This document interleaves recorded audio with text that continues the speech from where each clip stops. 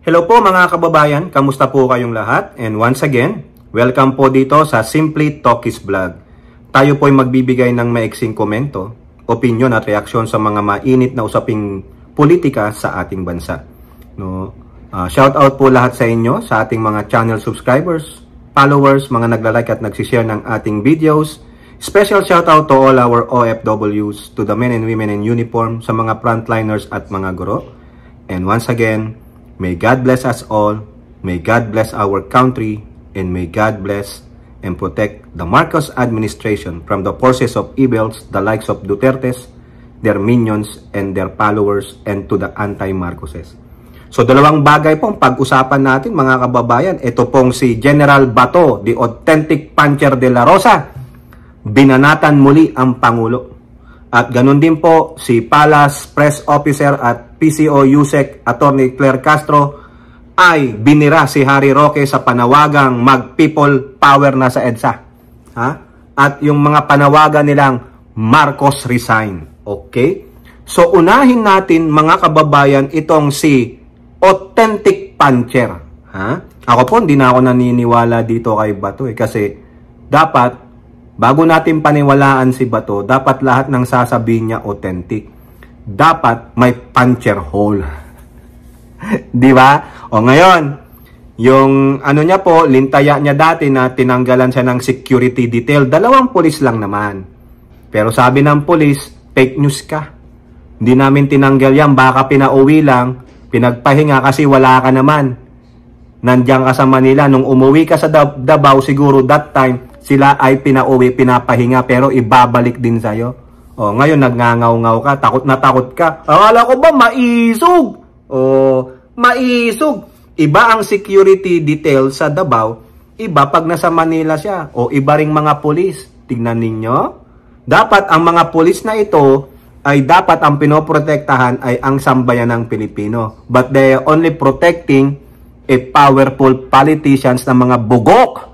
Mga bobo at tanga. Yan. Biruin nyo, ginagastusan natin ng taxpayers' money ang mga masyadong entitled na mga mambabatas na ito na hindi marunong gumawa ng kanilang tungkulin.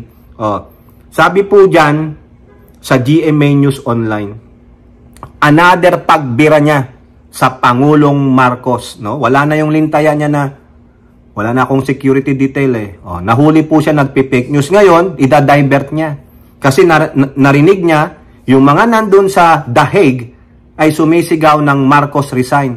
Tapos ginatungan ni Pusit. O siyempre narinig niya, ay naku, nagkomento yung aking vice presidente. Pero, kokontrahin ko kayo. Kokontrahin ko kayo, sabi niya. Imbis na Marcos resign, ang sasabihin ko, Bato, calls for Marcos to resign are useless. Useless na daw yung panawagan nyo. Hoy, kayo mga dyan nagsisigaw na Marcos resign. Useless daw yan. Sabi ni Bato kasi hindi yan authentic. Walang puncher hole yung pinagsasabi ninyo. Walang maniniwala. Sabi niya, calling for President Marcos Jr.'s resignation is useless. In response to the chants of some Duterte supporters in the Netherlands recently. Quote, useless yan. Kasi hindi talaga yan bababa. Bababa ba yan? Kahit anong panawagan mo diyan? Bababa ba yan? Hindi man yan bababa. Talagang hindi bababa. Sino kayo?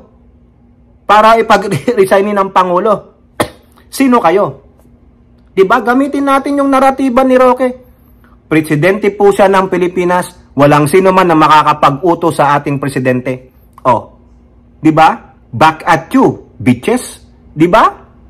Manalamin kayo. Tignan nyo, baka sampalin kayo nung nasa salamin. Baka biglang gumanon, mag-iba yung inyong anino sa salamin.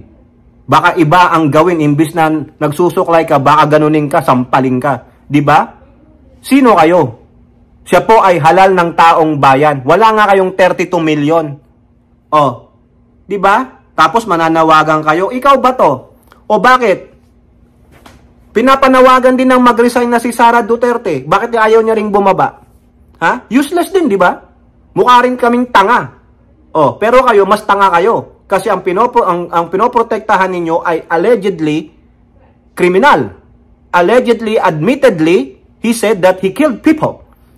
Allegedly, admittedly, he said that I killed people. Allegedly, admittedly, he said that I corrupt money from the coffers of the bayan. O, di ba? Ang galing ng English ko, di ba? O, nagnakaw siya. Ha? Nangupit siya. Admittedly. Ayun ang sabi ni sabi ni Antonio Carpio, retired Associate Justice ng Supreme Court. The best witness is Digong himself. Hindi siya nag-invoke doon sa Senate at HOR ng I invoke my rights to self-incrimination. Hindi, sinagot niya lahat dahil sa kayabangan niya. Tapos kayo, masisigaw ng resignation? Sino kayo? Tapos sabi ni Bato, useless yan, hindi bababayan. Tinutuya niya ang Pangulong Marcos. Binababoy niya ang Pangulong Marcos. Bakit nga naman bababa to? Bakit bababa? Parang si Duterte lang. Nananawagan kami mag-resign sa BP. Ayaw niya. Bakit nga naman siya bababa?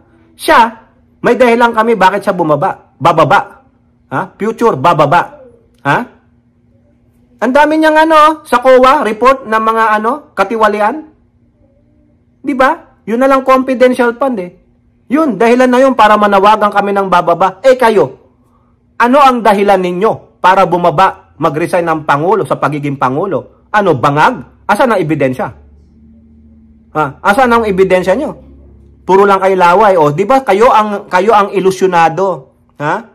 Sabi pa ni Bato, ewan ko lang kung makinig siya diyan. Makinig kasi siya diyan? Hindi. Kung si Pusit nga, hindi nakikinig eh. Ignore lang eh. BP lang yan. Ang presidente namin, halal siya ng taong bayan. Sino ka para pababain siya? Di ba Bato? Ikaw, ipanawagan ka din namin. Mag-resign ka bilang senador. Gagawin mo? Ano ang reason mo? Sige, halal ako ng bayan eh. Di ba? Pare-pareho lang tayo ng reason. Sino kayo para pababain ako bilang senador? Di ba? Para sabihin yung mag-resign ako. Di ba? Hindi ka rin bababa. Hindi mo masabi ang reason bakit hindi kailangan magbaba kasi back at you. Di ba? Kaya sabi mo lang, useless. Talagang useless. Parang ikaw, useless din. Manawagan kaming mag-resign ka kasi sa kapal ng mukha mo, hindi ka bababa. Dahil sasabihin mo, hinalal ako ng taong bayan. Di ganun din yung sabihin namin. Di ba? So, what's the use of saying this statement na useless?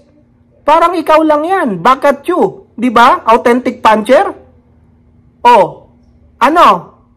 Wala kang masabi, kundi hindi bababa yan, hindi bababa yan, hindi bababa. Ano nga eh?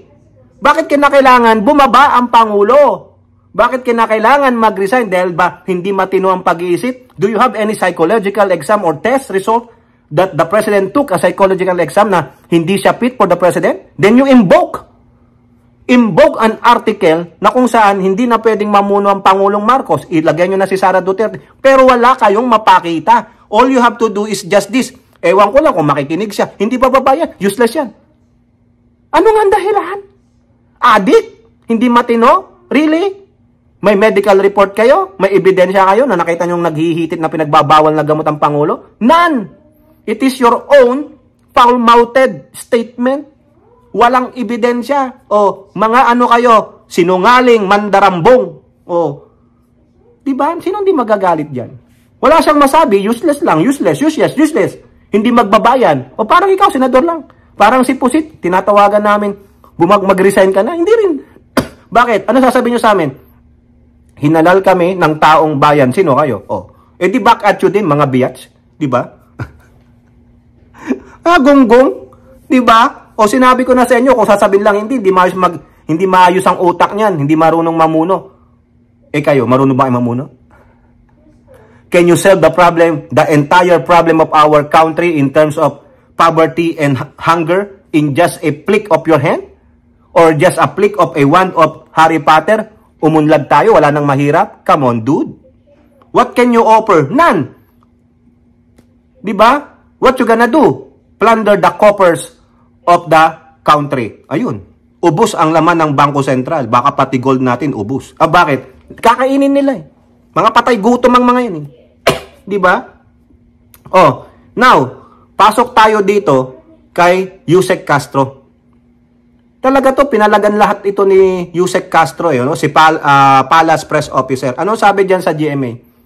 Palas, if therefore peace, why ask Marcos to resign? Correct. Ba't kayo nananawagan? Tapos sasabihin nyo, peace rally.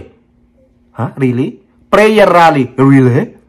Eh yung piniprayer rally nyo, sabi niya, antayin kayo sa impyerno, minura ang Diyos. Tapos ngayon, maka-Diyos na. Wow, ang galing. Salamat naman, at buti na lang, mabait ang Diyos. Mapagpatawad ang Diyos. No? Okay? Ito po sabi ni Atty. Claire, she denounced former presidential spokesperson Harry Roque for calling again for a people power or a peaceful gathering following the arrest of their Among Digong. Ha? Sabi ni Atty. Claire, peaceful gathering for what? For what? Tama naman tayo. For what? Peaceful gathering for what? Ha?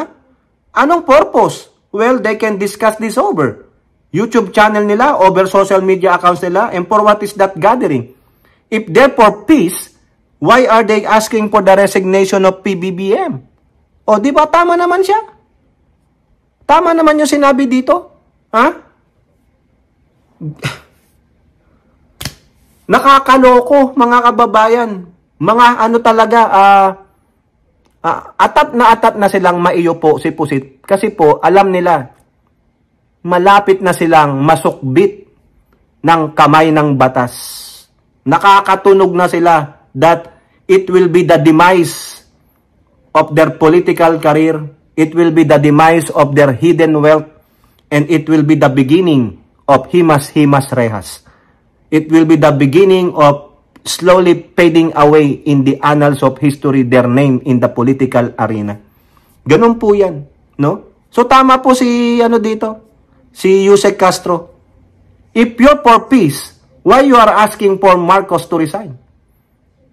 If you are for peace, why held a rally in that vicinity where you can cause a lot of traffic, annoyance, disturbance?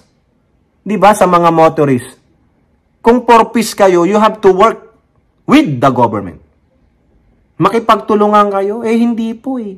Kasi ang gusto nyo, kayo ulit ang humawak ng power. Feeling nyo, entitled kayo masyado. O ayan, yung amo ninyo, mahihirapan ng maibalik. There are 0 chances that Digong will return home to the Philippines. Sabi nga, nadinig ko, even though na siguro kung matigok siya dyan sa dahig, hindi pa rin pauuwiin yung labi niya eh. Ibabaon na lang siya dun sa libingan dyan sa dahig. At least nandiyan ka yung kinaaasaran mong mga puti, yung mga binabalahura mong puti, o doon ka. That's what you call karma. Kayo po, ano po ang inyong masasabi? Comment down below and don't forget to like and share. Hope to see you in the next videos. Bye-bye. God bless.